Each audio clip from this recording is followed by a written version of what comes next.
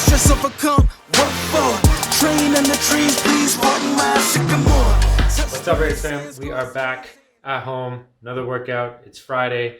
I woke up, didn't even know what the day was today, but quickly figured out it's Friday, and Friday means we're going to do some Olympic lifting.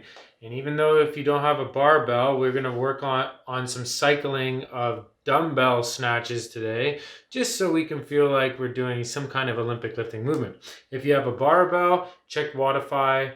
We have a specific barbell snatch workout for the day. But for everybody else, for those of you at home with limited things that you can use to work out, we're going to do a 6-minute EMOM of 10 dumbbell snatches, focusing on how we cycle the dumbbell. So to cycle a dumbbell snatch properly, first thing when we get set up, we want to make sure that we have a neutral spine. Our chest is in that upright position so that we can use our legs to extend and follow through.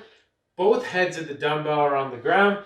I'm going to take it, extend, and then finish through with my arm locked out up top.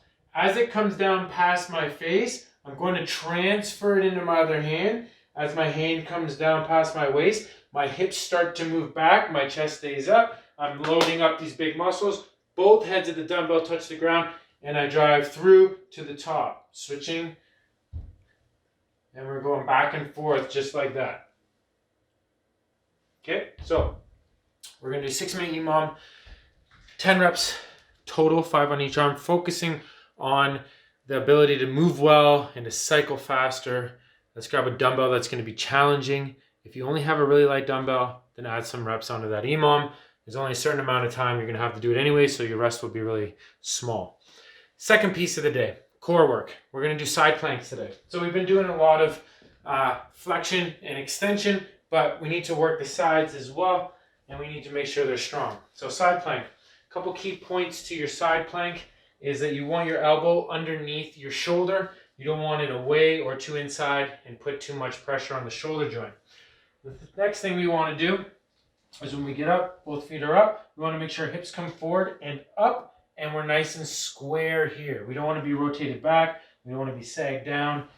We want to create a nice square hip. What you're going to do is we're going to set a clock, and the only rest you're going to have is the side that's not working at the time. So we're going to do 30 seconds on the right side, 30 seconds on the left side, 3 rounds non-stop, and that's going to get that core firing and making sure that your side plank gets conditioned, okay? And last thing for today, last piece is the conditioning piece. Conditioning today is going to be 40 dumbbell hang clean and jerks. Now I know this is going to be a little bit of a new movement for you, but we're going to do 20 reps on each side, and let me explain how this works. You're going to hold your dumbbell, and you're going to pretend like you have both dumbbells in your hand, but we're just going to do one side at a time. Hips go back like you're going to initiate a Russian or a kettlebell swing, and you're going to jump. As you jump, you're going to come under. You're going to go into a full squat up, and then you're going to push press or push jerk up afterwards, and then back into the hang. Okay? This is what it looks like.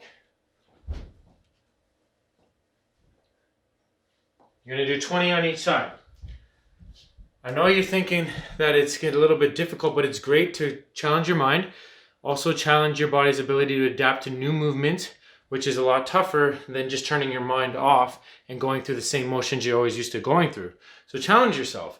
Don't be like, oh, this is a new movement, it's too hard, whatever. This is a challenge. Get at it, enjoy it, make sure that you get the most out of it. So we're going to do 20 of those on each side, and then we're going to do 10 push-ups.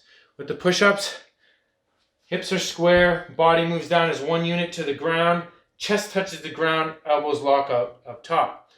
After we've done 10 push-ups, we're going to do 40 sit-ups. And the way we're going to do the sit-ups today is butterfly. So my feet, the bottoms of my feet touch each other, my knees are out, I touch the ground behind me, I come up and I touch my toes, that's 1 rep. You're going to do 40 of those and then another 10 push-ups for a total of 2 rounds. So a total of 40 push-ups and 80 of each of the other 2 movements. This is for time, but we want to move well. So focus on your movement pattern and not what the time's going to be at the end. We want to make sure that you get a good workout, but we also want to make sure you stay safe and that you're creating proper movement patterns. So when we get back in the gym, I don't come in and I look at what you've done to yourself when you start to move and think, oh my. Okay, so let's get at it today, and then we'll see you guys on Saturday for a wicked conditioning piece.